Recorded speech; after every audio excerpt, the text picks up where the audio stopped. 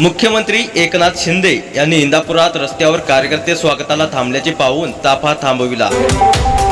कार्यकर्त्यांनी सन्मान चिन्ह व पुष्पगुच्छ देऊन मुख्यमंत्र्यांचे स्वागत केले।